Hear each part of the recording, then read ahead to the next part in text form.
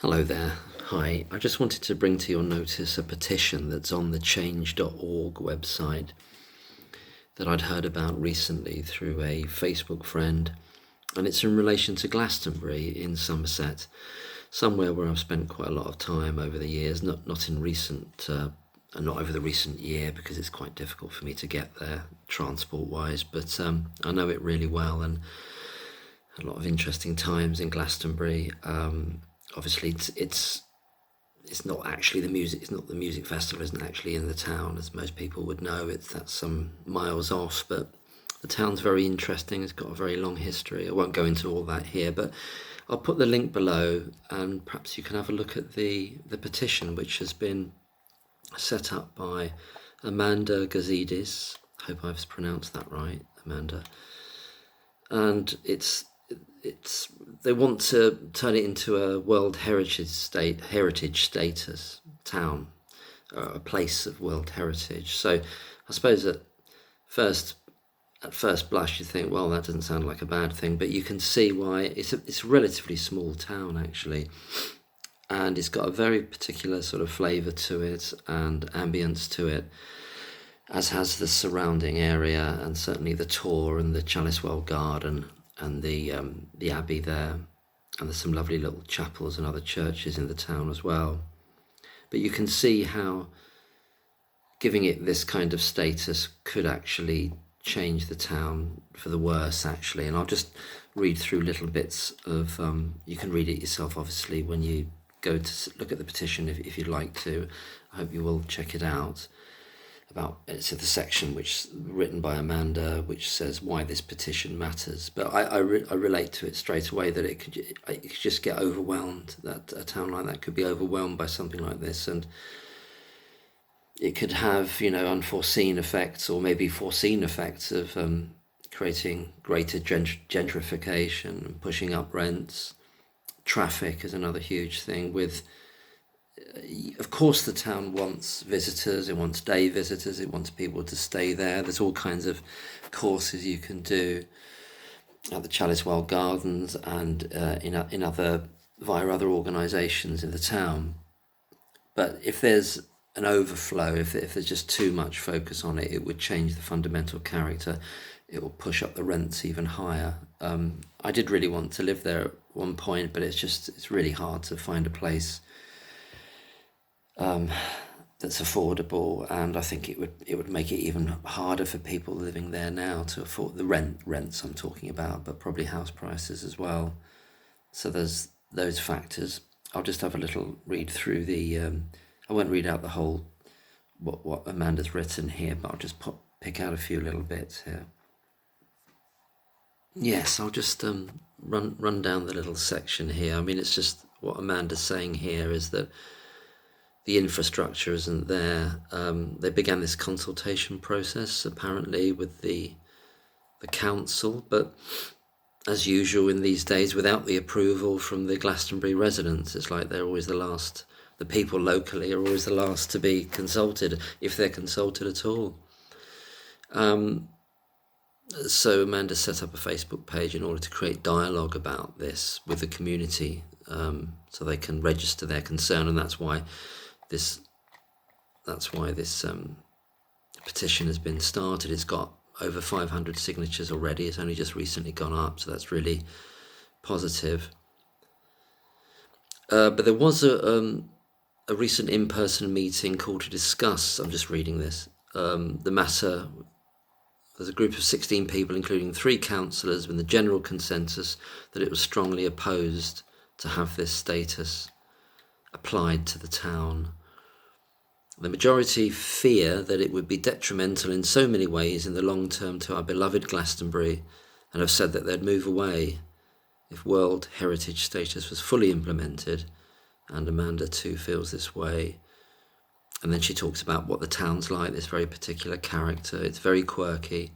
It's got a very strongly spiritual aspect to it, but with many different spiritual paths being observed and all kinds of healing that's available to the people that have visited it. My favourite places to go there were going up the Tor, definitely, different times of year. It's got all different feel to it, different times of year and different weathers. Get some wonderful sunsets you can see from up there as well. And the Chalice Well Garden, that was really lovely. I didn't go to the Abbey many times. I went once or twice. It was quite expensive to get in, but I used to go. I used to have a yearly ticket for the Chalice Well Garden, and that's really beautiful. Went there many times, and know quite a few people there, friends there, and yeah, it's a really unusual town. It's probably unlike anywhere else in the country, really. I think the only other one that's something like it, I suppose, is Totnes, but it's still not quite the same. I like looking at old pictures of it, really, because I think it still had that kind of draw for people on a spiritual path, on a quest. But it was also it felt like it wasn't pushed. It's quite ordinary. Some of these older pictures going back in the 70s and 60s and 70s. But it's, obviously, yeah, there's a great amount of history to it. I won't go into all that in this video. This is really just to talk about the petition. Just read a little bit more here. So there was 2 consultants from UNESCO were hired by the council. What's the name of this council? It's called, it's Glastonbury Town Council rather than the Somerset Council. But this is extraordinary. They were given there were 2 of them. Yeah, there's 2 of them, and they were given between 30 and 40,000 quid. Well, that's nice money if you can get it, isn't it? So apparently there's going to be there's talk here of another further costs of potentially up to £127,000. So what's it all for? It makes you wonder, doesn't it? Just some kind of fact-finding thing. So all that money just pours into these organisations and should really be spent locally. You could do a lot with that, couldn't you, really? And there's a reiteration here from Amanda that says there was no survey or general consensus carried out at the time with regard to the local community, and that's the problem that we're having, as we're seeing. I don't want to get too political, but I suppose this is political in a sense, isn't it? The country as a whole, the way it's being governed, it's pretty going in a pretty autocratic direction. I think a lot of people are feeling that and are aware of it. But a few people received a postal survey, but only 6% responded, so it's very minimal. That Amanda goes on to say that in Glastonbury we're presently experiencing a housing, homelessness crisis and food poverty issues. Yeah, I know that side of the town very much because of the circumstances I was in when I was spending most of the time there back in 2022, but I've been going there for years before that when I used to live elsewhere. But many feel, Amanda says here, that commercialisation and further gentrification of the town, which World Heritage status would bring, would not benefit locals. Who will it benefit, is the question posed here. This move seems to be motivated by corporate profit. Absolutely, you can well imagine. There was a bit of to do in recent months about the Chalice Well Garden and about certain decisions that were being made there, and some fears being expressed that may have been a kind of a driver, an implicit driver, with regard to certain decisions that are being made, which I think have been turned back because there was a big outcry. One was particularly to do with where a certain statue of a mother and child was placed, and it was removed from its place where it had long been honoured and venerated. And there was an underlying feeling from some people, I noticed in the Facebook group, to do with the Chalice Well Garden, that there may be this kind of undertow or sort of hidden push towards the corporate, and you can just imagine that sort of thing happening. So which changes the character of the town.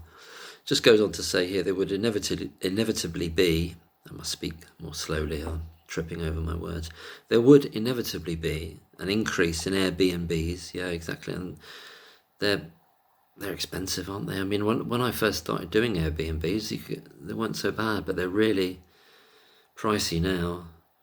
and it stops people, living in the area, and it makes everything more expensive that when there's too many like that. More pollution, exactly. Hotel chains and further rising rental costs, yes, absolutely, and they're high enough as it is, which would push many residents who are already struggling out of the town. It certainly would do that, because people who own the properties, they're going to go for the highest. Unfortunately, that's the way it works in this world, in the system we've got. They just go for the highest bidders and get the top, as much money as they can.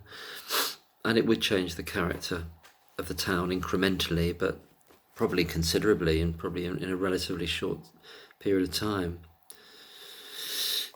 This is an odd bit. Well, I'm not talking about what was written here, but an odd bit that happened. It says here, the two hired consultants, that's from UNESCO, said in a recent presentation held in the town hall that they wanted, quote, the right kind of tourists. Amanda asks, what does that mean? And indeed, what does that mean? What are the right kind of tourists? I don't know. Furthermore, Lokabandhu, the local mayor, that's obviously a new mayor. I didn't know that was their name. When I was there, it was a different mayor. I think they changed the mayor quite regularly in Glastonbury. Has voiced the intention to introduce a tourist tax, which would make Glastonbury exclusive only to the wealthier tourist. See, that's all weird stuff. I don't like any of that. Yeah, there's some odd stuff going on, isn't there? Moreover, other issues brought to the table include problematic parking, obviously, yeah, and you could, when I did have a car, I don't have one now, but when I did one, you could find little bits of parking around the town if you knew where to look, but it's harder and harder, especially in the warmer months, shall we say, and in the daytime. Mass international tourism, a high volume of coaches. Yes, that would be a problem. It's quite it's a narrow high street, and the feed-in roads, some of the roads that go around the Tor, they're not very big roads, and there's already been campaigns for years there to stop heavy lorries going past these really old houses in Chilkwell Street, it's called, which leads up to the White Spring and the Chalicewell Garden and the Tor. But I think that they haven't stopped it. They wanted the heavy lorries to do a detour around that, to not use that route, but I don't think it's been successful. So that would increase their greater taxes, exactly, more surveillance, free Wi-Fi, so more EMFs, all that stuff would be ratcheted up. Less say and autonomy for local residents. Yeah, you can imagine it happening. So it's strange that at one level somebody might say, oh, well, that's good, they're doing this for our town, but at what cost, at what cost? And and who's going to benefit? What's that Latin phrase? Cui bono? Who is going to benefit to it? And what's the driver for that? Is it just to get this name, but it actually causes more problems than it would ever create benefits, and it creates benefits for a certain sector, and as the statement here is saying, pushes out people that just can't afford to live there anymore. Then Amanda talks about the nature of the town, that it's vibrant and colourful, which it is. Very, what's the word? Spontaneous. Things happen spontaneously there, especially in the high streets. So yeah, I went. Yeah, it's also known as the Isle of Avalon, or Innis Whitrin, which is also means the Isle of Glass, which I think was the name that they believe there was a lake around that Tor at one point called Innis Whitrin, the Lake of Glass.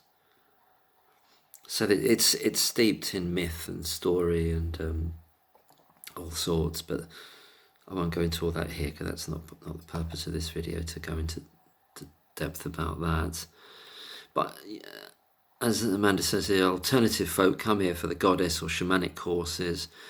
Yeah, people come from all over the world there. You do. I kept on running to large groups happen to be a lot of Spanish people and people from all countries, all parts of the world that you bump into. It's very, very international, but they're not coming in huge coaches generally. I mean, you'd get the odd coaches of course, visiting the Abbey car park. but it wasn't, you could just imagine it could just get swamped if this happens. So I agree. I don't think it's a good idea. I think it's just it's doing all right as it is, isn't it? I mean, a lot of people know about it. There's a lot of, once people go there, they like to come back and back and back again, and whether it's to certain retreat centres or to do these courses, or just for the day. I remember, I can't remember their names now. It was a lovely Welsh couple who really wanted to live down in Glastonbury, but they used to come pretty much every Saturday. They'd drive down, I think about 2.5 hour drive, and spend all day there and just sit in the high street and watch the world go by, and perhaps do other things, go to the shops. But so people, when they love that area, and particularly the tour and the other spiritual draws that it has to offer, they do sort of fall in love with it. They come back, or they even leave their life behind and they find a way to move there. But if it's going to be further gentrified, then that limits it. And I think even I'm a bit, somebody wants to go back in time, really, because I wish I'd like to go back there when it was in the 70s and 80s, or 60s and 70s, see what it was like then. But without a time machine, that's not possible. So it just finishes off saying, Amanda says here, we wish to preserve the unique ethereal beauty and freedom of expression that presently exists in Glastonbury, and not turn it into a brand commodity to be advertised in a glossy brochure, and to get the kind of, I guess this is my words now, the dead hand of corporatism, sort of pushing it too much and then changing its essential character.